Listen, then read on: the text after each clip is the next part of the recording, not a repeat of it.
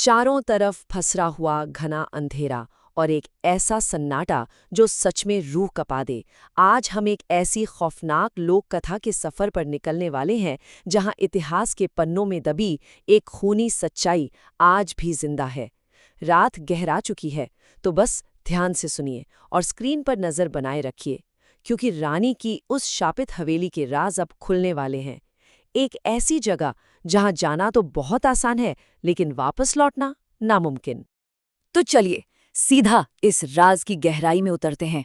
दो औरतों के हंसने और एक नवजात बच्चे के रोने की आवाज। सच मानिए, ये कोई मनगढ़ंत कहानी नहीं है। जो लोग इस वीरान और डरावनी हवेली के आसपास रहते हैं ना, उनके लिए ये एक रोजमर्रा की खौफनाक हकीकत है। ये वो आवाजें हैं जो आज भी उस अंधेरी हवेली से गूंजती हैं। पर सवाल ये है कि आखिर ये आवाजें हैं किसकी? खैर, इसका जवाब एक बहुत ही खौफनाक दास्तान में छिपा है। भाग 1, खौफनाक हवेली में कदम। हमारी कहानी शुरू होती है राहुल और प्रिया नाम के एक युवा कपल से, जो विरासत में मिली इस मनहूस हवेली के दरवाजे पर आ पहुंचे हैं। जब उनकी पुरानी जीप उस कच्ची सड़क पर रुकी, तो सच कहूं, हवेली की हालत देखकर ही किसी के भी पसीने छूट जाएं। पूरे 60 साल का सन्नाटा, डरावनी काली पड़ चुकी दीवारें, खिड़कियों के चकनाचूर कांच और हवा में एक अजीब सी चीखने वाली आवाज के साथ लहराती जंग लगी लोहे की जालियां। इस मंजर को देखते ही प्रिया अंदर तक डर गई थी। वो तुरंत वहां से लौट जाना चाहती थी, लेकिन राहुल, उसने इस खतरे को पूरी तरह नजरअंदाज कर दिया।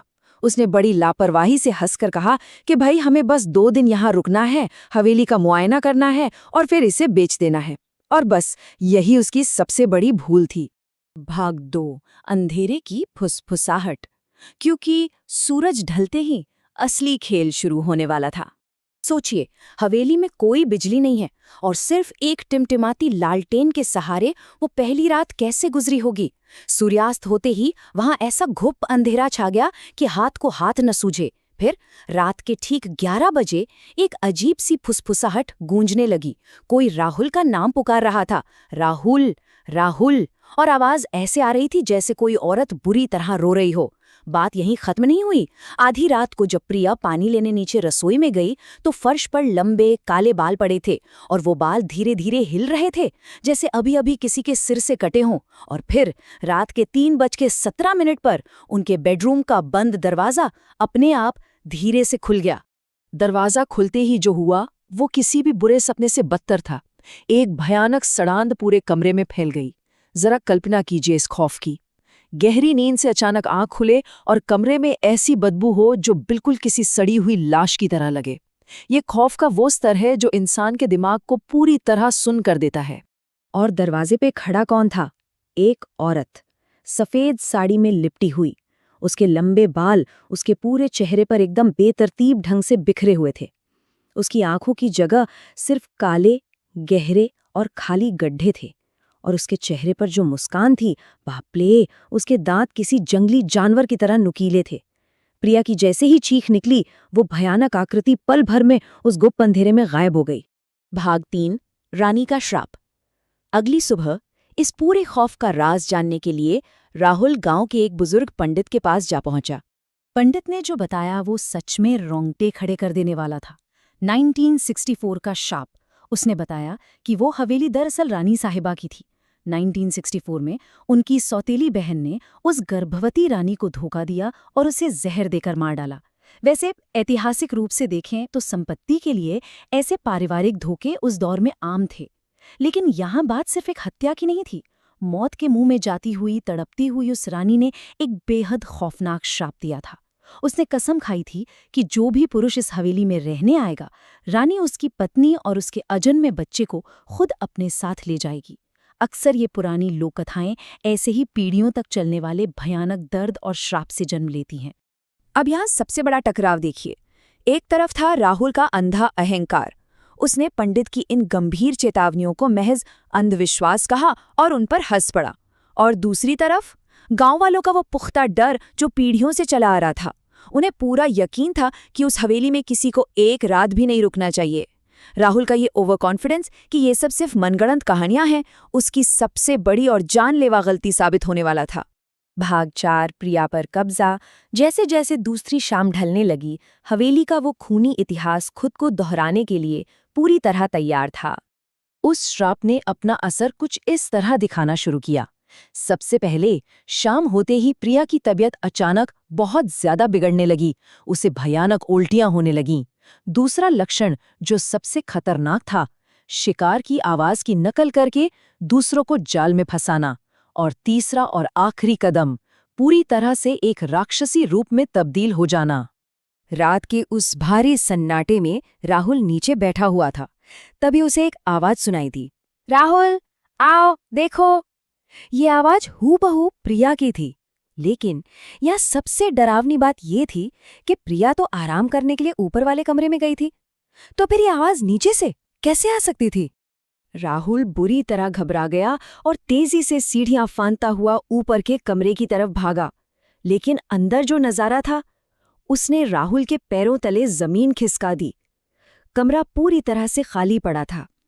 बिस्तर के चारों तरफ खून के गहरे निशान फैले हुए थे और प्रिया की साड़ी बुरी तरह से फटी हुई फर्श पर पड़ी थी।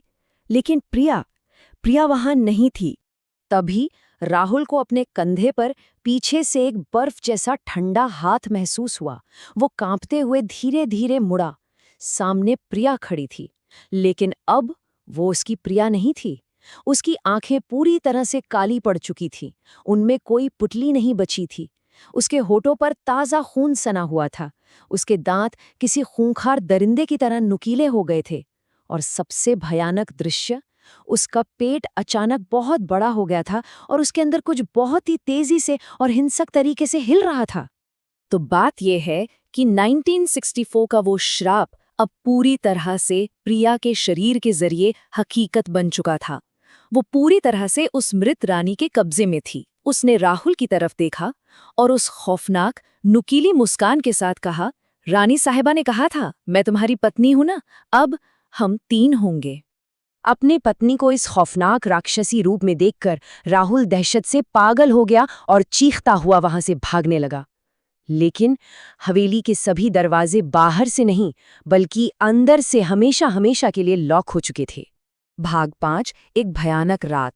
उस शापित हवेली ने अपने शिकार को पूरी तरह से निगल लिया था। बाहर निकलने का कोई रास्ता नहीं बचा था। घड़ी की सुइयां आगे बढ़ीं और समय हुआ ठीक 3:17। बिल्कुल वही समय जब पहली रात को वो सफेद साड़ी वाली आकृति सामने आई थी। उसी सटीक पल में रात के उस सन्नाटे को चीरती हुई हवेली से एक और खौफनाक चीख गूंजी। वो राहुल की आखिरी चीख थी। और फिर पूरी हवेली में हमेशा के लिए मौत का सन्नाटा छा गया। अगली सुबह जब गांव वालों ने सहमते हुए उस हवेली की तरफ देखा, तो वहां का दृश्य उनकी रूह कंपा देने वाला था। हवेली के ऊपरी कमरे की खिड़की पर प्रिया खड़ी थी। वो बेहद डरावने तरीके से मुस्कुरा रही थी। उसका पेट एक अप्राकृतिक और खौफनाक आकार में सूजा हुआ था और उसके ठीक बगल में राहुल बिल्कुल खामोश बुत बनकर खड़ा था। उन दोनों की आंखें पूरी तरह से काली और खोखली थीं। अब वे हमेशा के लिए उस हवेली का हिस्सा बन चुके थे। राहुल और प्रिया का ये खौफनाक अंत हमें एक बहुत ही गहरा सबक देता है। ये इस बात का सबूत है कि जो स्थानीय लोक कथाएं होते हैं, पीढ़ियों पुराने जो डर होते हैं, वो सिर्फ मनगढ़ंत कहानियां नहीं होते। उनमें गहरे ऐतिहासिक दर्द और सच का वजन छिपा होता है। और दुनिया में कुछ दरवाजे वाकई ऐसे होते हैं जिन्हें हमेशा के लिए बंद ही रहने देना चाहिए। आज भी उस हवेली से 2 औरतों के हंसने और एक नवजात बच्चे के रोने की आवाजें आती हैं। जो भी उस हवेली को खरीदने या उसमें रहने की हिम्मत करता है, वो कभी वापस लौट कर नहीं आता।